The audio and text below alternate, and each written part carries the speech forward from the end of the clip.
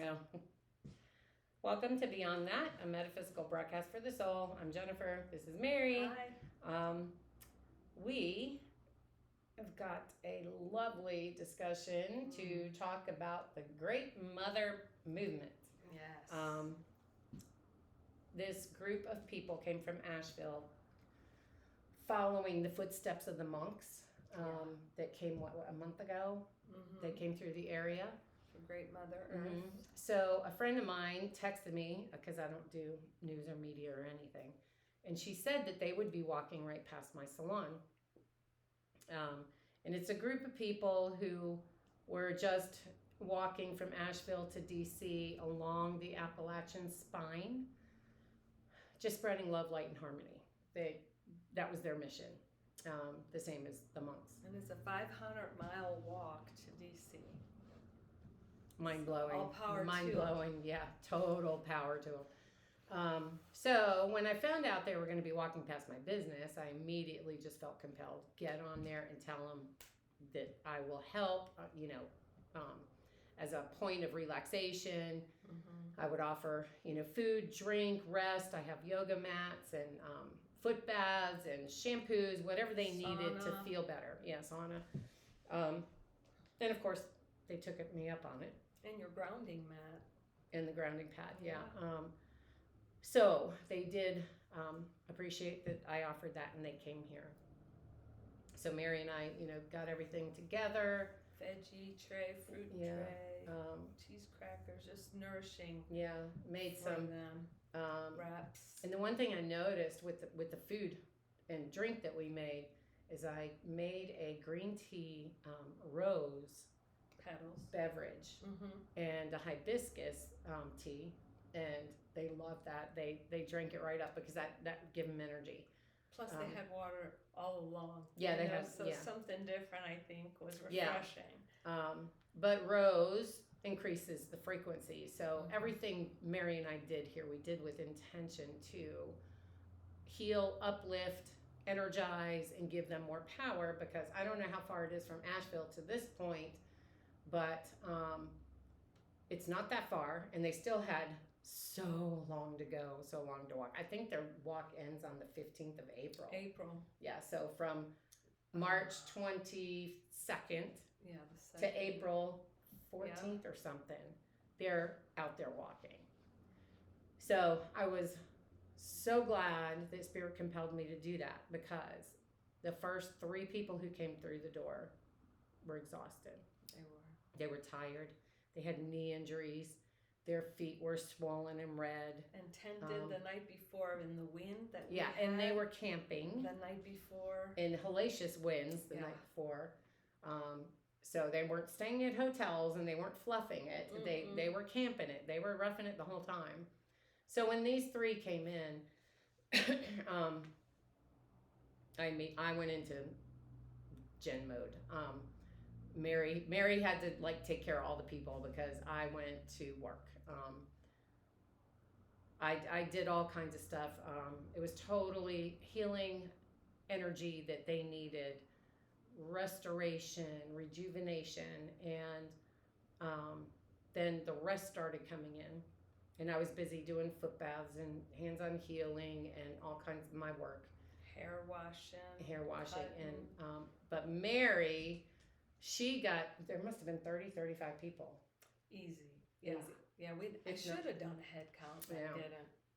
So Mary, while I was busy, Mary got to communicate with people, talk to them, take photos. Took a lot of pictures. So the reason we wanted to do this broadcast and share this information is because one person said to me that all businesses should be functioning the way we are here, the way we were that day, which was all based on just caring for people, tending to people, loving people, giving them relief, giving them a safe space, uplifting energy. So when the person said that, I was like, you know what? Yeah, everybody should run their business like this. Everybody should be welcoming, pardon me. accommodating, filled with hospitality. If for no other reason than the AI taking over, everybody's losing that aspect. Yeah. They kept saying, y'all are so welcoming. Yeah. I just feel such they were good so vibes here. just happy to be. Yeah. We had a lot of sitting because they were so exhausted. They had to rest. There's benches and chairs outside. We had people laying down, taking a nap.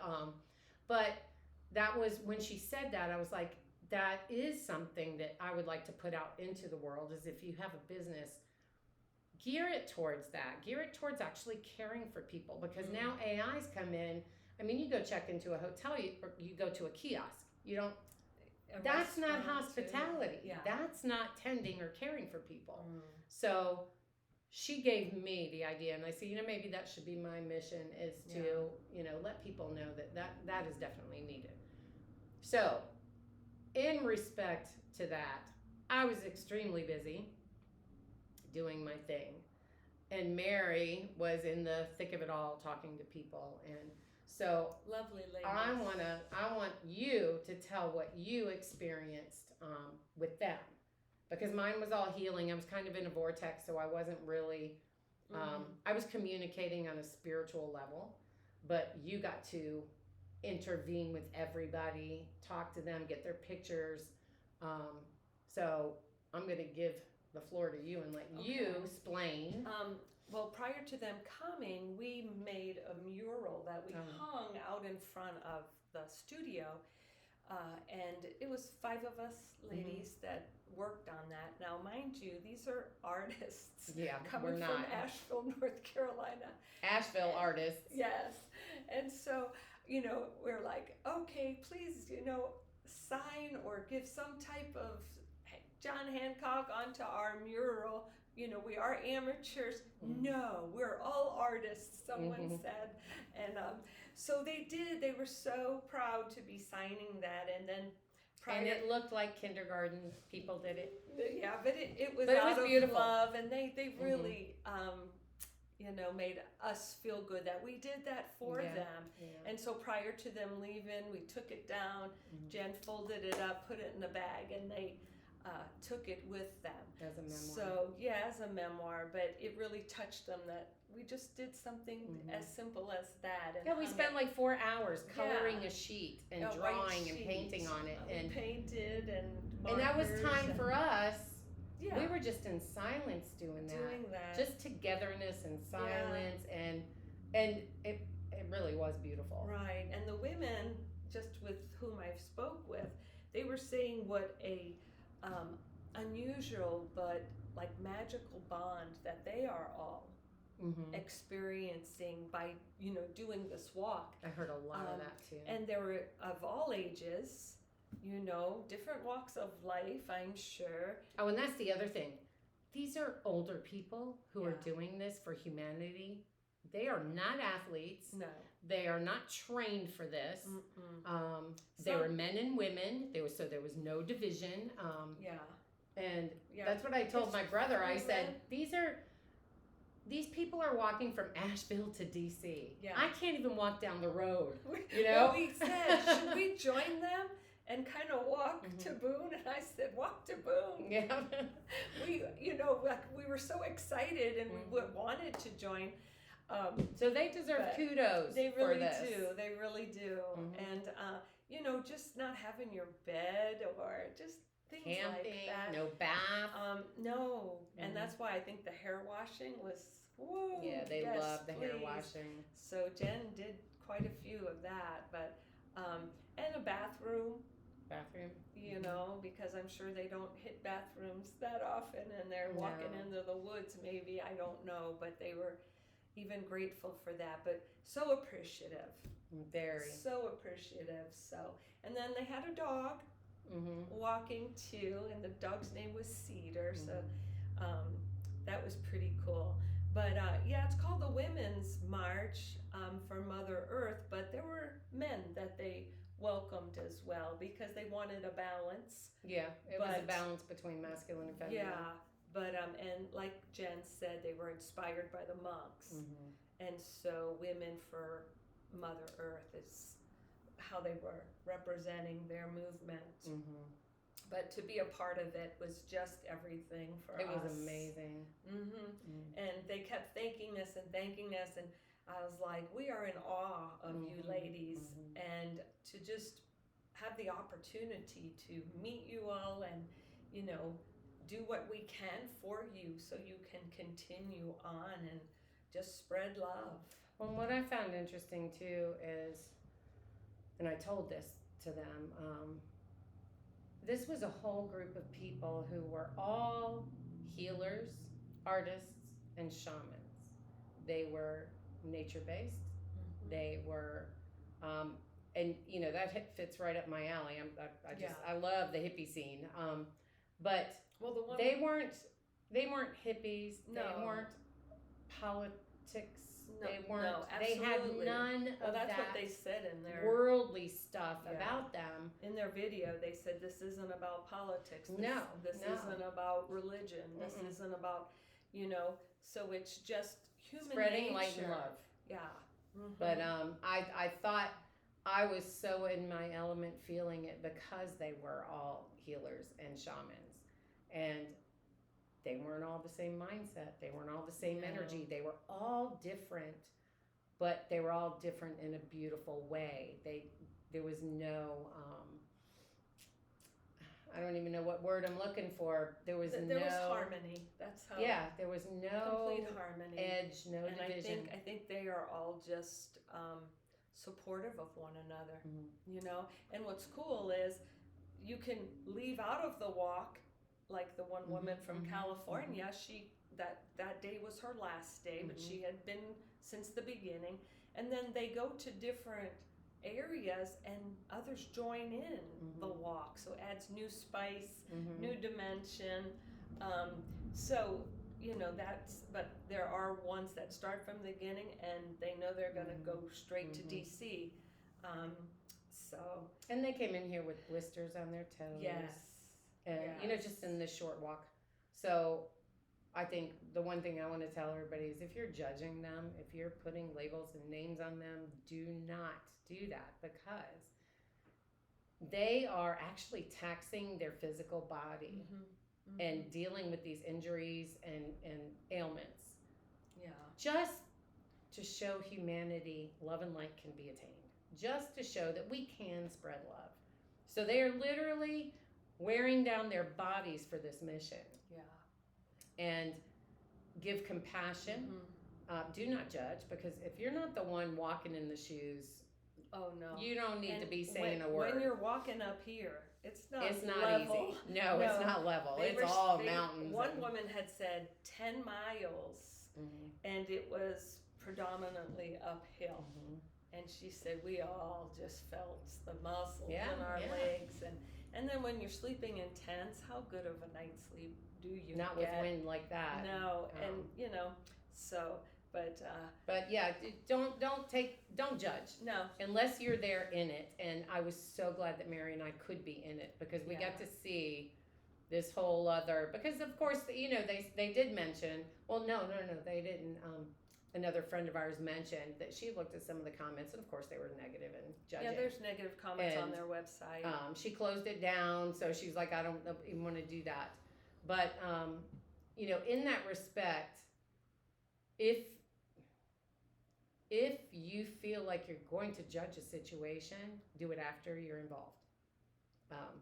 Don't do it before, because you know nothing.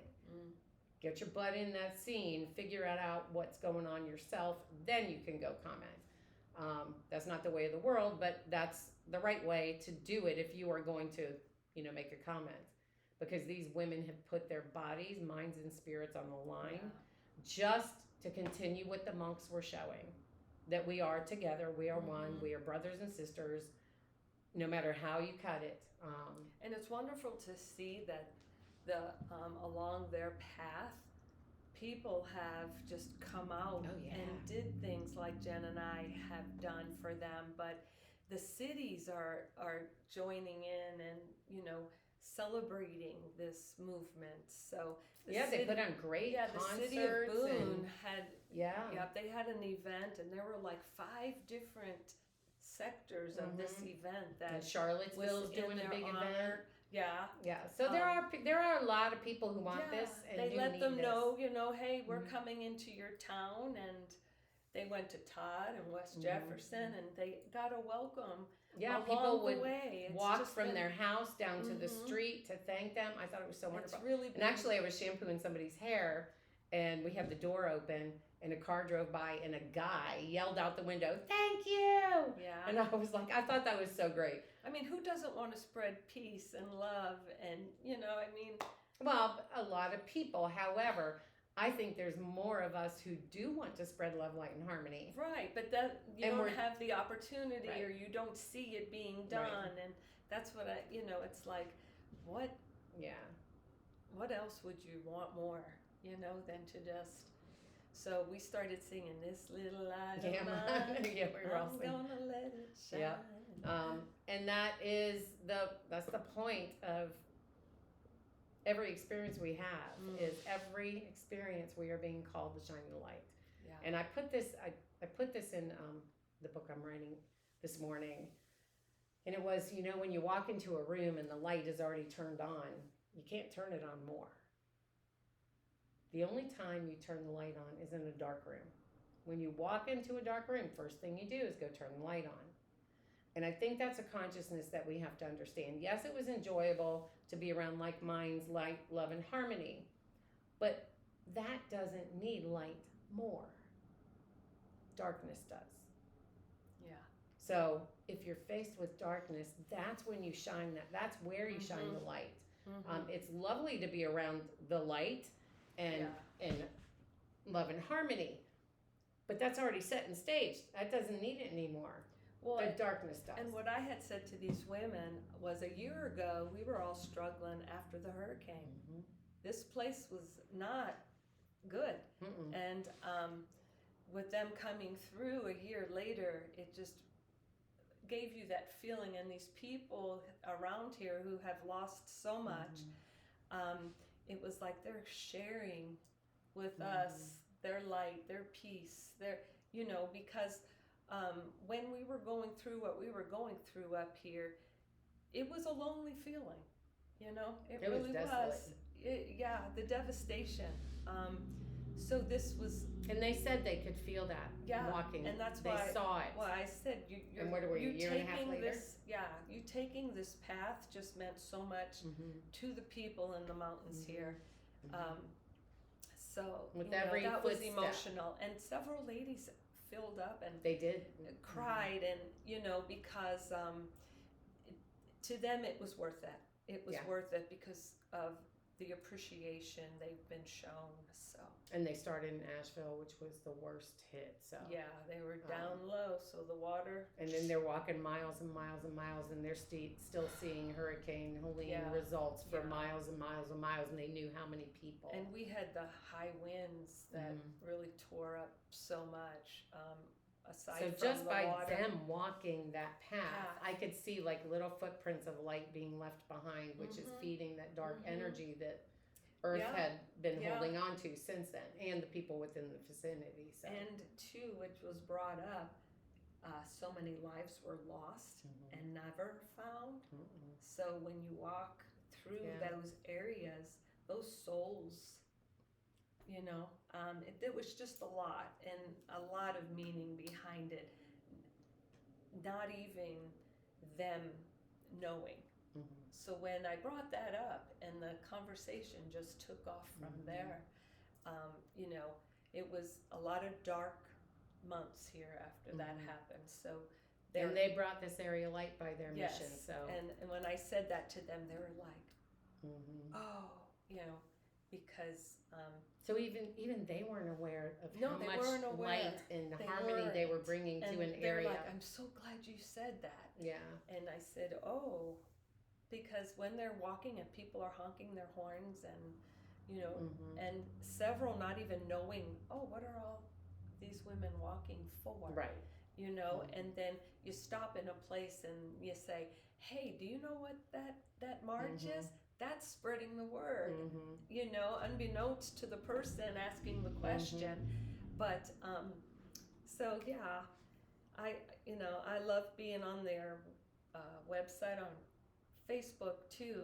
Their Facebook page. Oh yeah, they and post then all the pictures. their website too, and just going back and forth, and it's been, to me, miracles happening along the way. I do want to share one thing, which was my epiphany during this. For those of you who know me and my 3 near-death experiences, on the second one, I did not complete the 4th meeting. I did not wear the red dress. Right. And I've been being nudged on that for a year and a half. I wore the red dress to this event. Mm-hmm. I did not take it off this time. And I completed the 4th meeting. And it wasn't that I was here sharing. What made me complete the 4th meeting was, number one,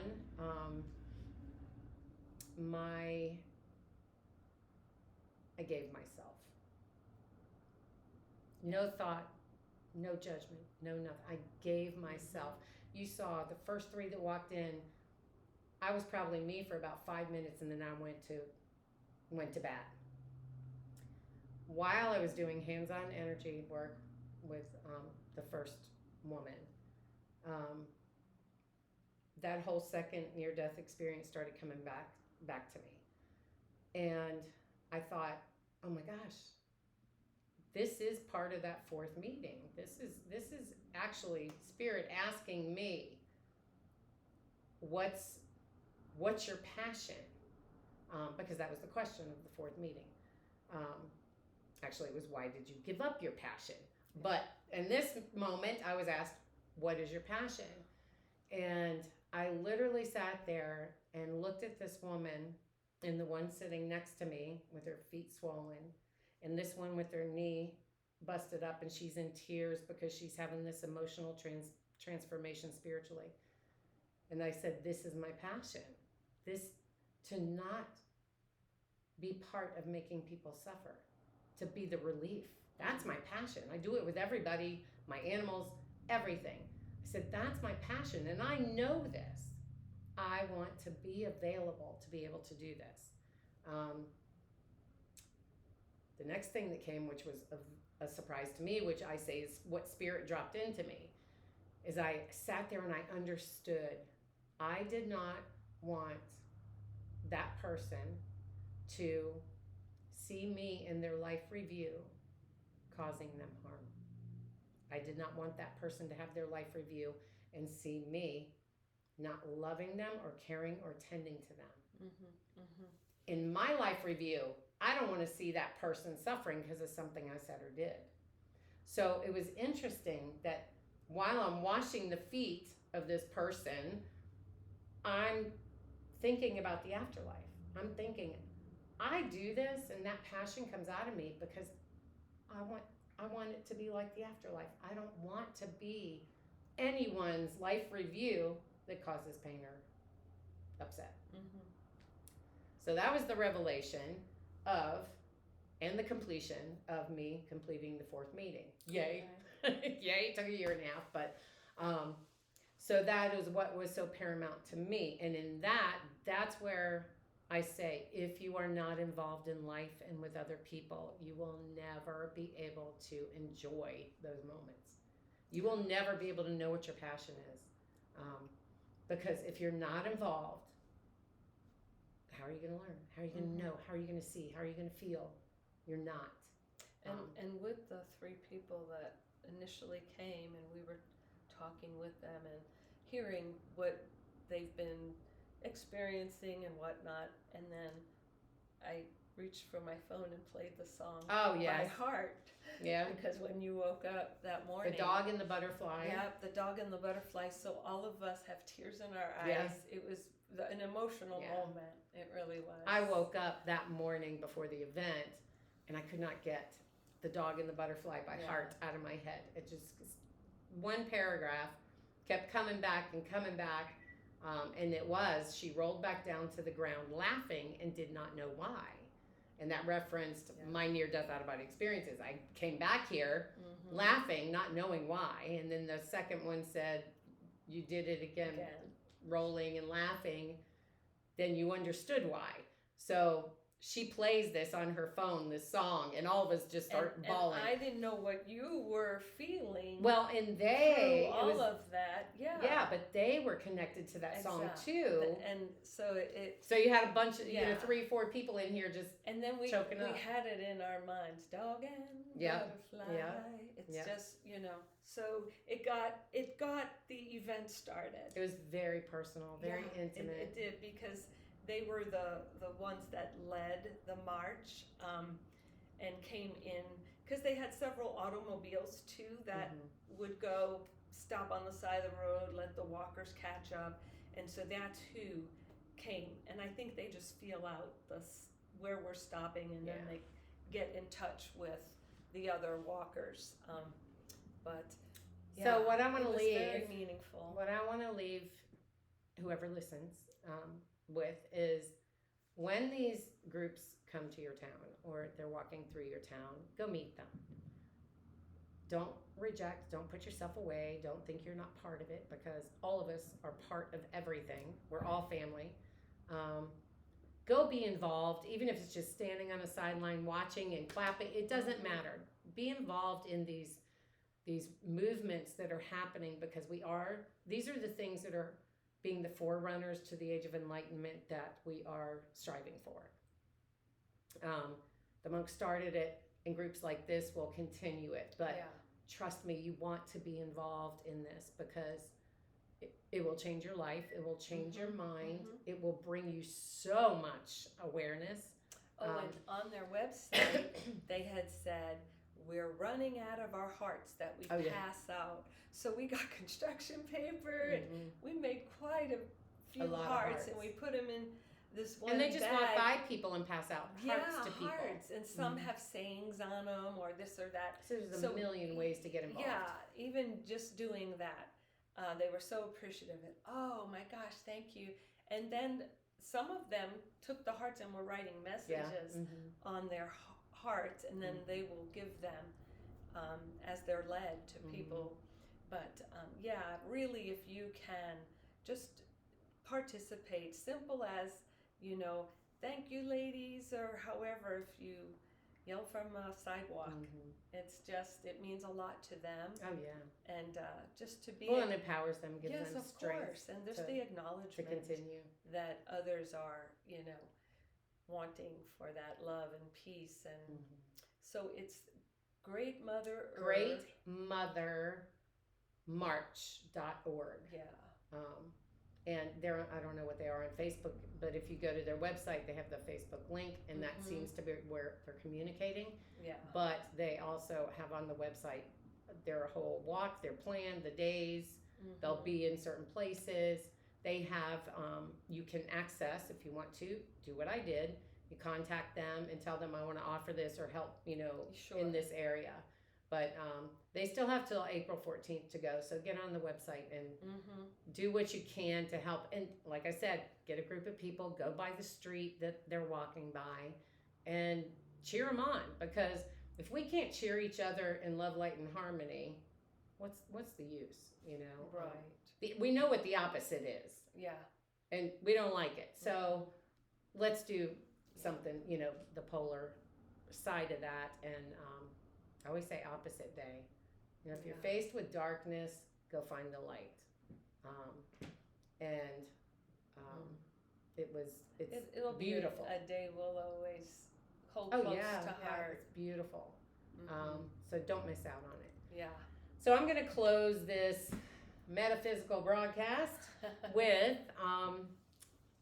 the major message I received in my second near-death out-of-body experience, and that is, life is a flow of love. Your participation is requested. Yes. Take care. Thanks so much.